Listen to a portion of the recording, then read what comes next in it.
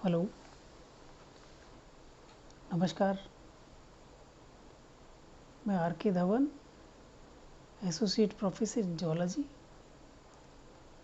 मैं आज आपको श्वसन अथवा रेस्पिरेशन के बारे में विस्तार से चर्चा करेंगे। श्वसन एक जैविक गुण है। इस क्रिया के अंतर्गत वातावरण में मुक्त ऑक्सीजन ग्रहण कर कार्बनिक पदार्थों का ऑक्सीकरण कर ऊर्जा प्राप्त की जा सकती है। यह ऊर्जा शारीरिक गतिविधियों के संचालन में काम आती है। कार्बनिक पदार्थों का ऑक्सीकरण ऑक्सीजन की अनुपस्थिति में भी हो सकता है। इसी बेस के आधार पर श्वसन को दो भागों में विभक्त किया जाता है। एक तो होता है वायवीय और एक होता है अवायवीय। वायवीय श्वसन में यह वह क्रिया है जो वातावरण की मुक्त ऑक्सीजन की आवश्यकता होती है। सामान्यतः अधिकांश प्राणियों में इसी तरह का रेस्पिरेशन होता है, जबकि अवायवीय अथवा एनारोबिक प्रकार का जो रेस्पिरेशन है, इस क्रिया में ऑक्सीजन की अनुपस्थिति में भी ग्लूकोज के अणु का विखंडित कर ऊर्जा प्राप्त की जा सकती है। इस तरह का श्वसन उन प्राणियों में होता है जिन्हें वातावरण की मुक्त ऑक्सीजन उपलब्ध नहीं होती है। इस श्रेणी में अधिकांश परजीवी, वो भी एंडोपैरासाइट आदि प्राणी आते हैं। उदाहरण के तौर पर लीवर फ्लू, टीनिया सोलियम, एस्केरिज इत्यादि है। वातावरणीय श्वसन अधिकांश प्राणियों में पाया जाता है। इसमें मुख्य आवश्यकता ऑक्सीजन की होती है। प्राणी ऑक्सीजन किस तरह प्राप्त करता है, यह उसके आवासीय स्थान पर निर्भर करता है।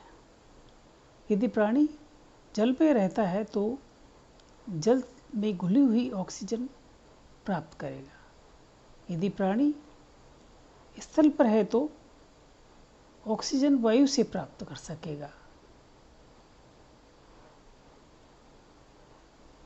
उक्त श्रेणी के कशेरुकी प्राणी केवल वायु द्वारा ही श्वसन करते हैं। ऑक्सीजन ग्रहण करने के लिए बार बार इन्हें जल सतह पर आकर सांस लेना पड़ता है। प्राणी किस माध्यम से ऑक्सीजन प्राप्त करता है, इस आधार पर प्राणियों के श्वसन को फिर दो भागों में बांटा है। एक तो जलीय श्वसन जिसे एक्वेटिक रेस्पिरेशन कहते हैं, एक वायवीय जिसे एरियल रेस्पिरेशन कहते हैं। एक्वेटिक रेस्पिरेशन में प्राणी जल में घुली हुई ऑक्सीजन को विसरण विधि द्वारा ग्रहण करते हैं। इस क्रिया के लिए अलग अलग प्राणियों में अलग अलग श्वसन अंग पाए जाते हैं। इस तरह का श्वसन आमतौर पर उद्विकास की दृष्टि से निम्न श्रेणियों के प्राणियों में पाया जाता है। दूसरा प्रकार का एरियल रेस्पिरेशन है। इसके प्राणी वायु में उचित ऑक्सीजन को ग्रहण करते हैं। कोई भी सतह जो श्वसन का कार्य करती है, उसके लिए वह सतह के निम्न गुण जरूरी है। एक तो वह सतह स्वच्छ जल अथवा वायु के संपर्क में आनी चाहिए ताकि उसे ऑक्सीजन मिल सके।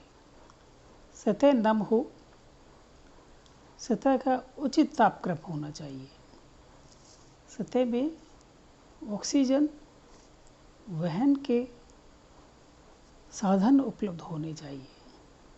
अतः ऑक्सीजन की संपूर्ण क्रिया को फिर दो भागों में विभक्त किया है, एक तो बाह्य श्वसन, एक आंतरिक श्वसन।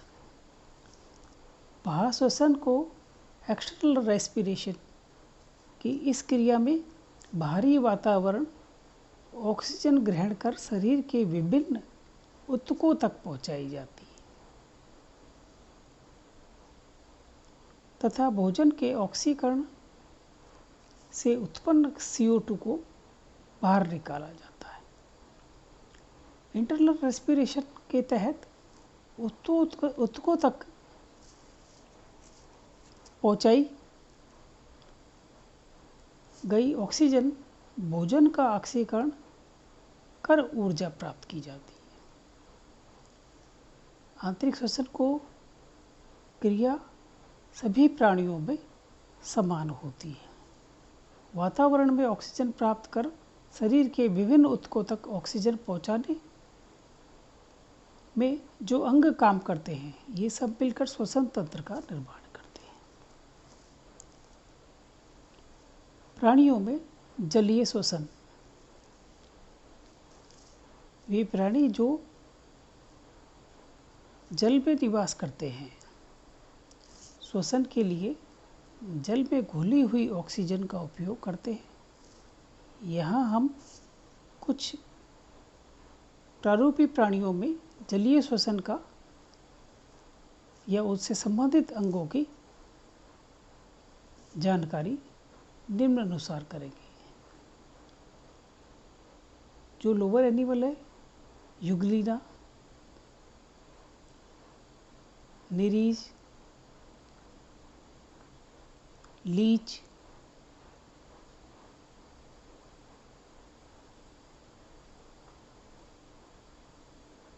स्टारफिश,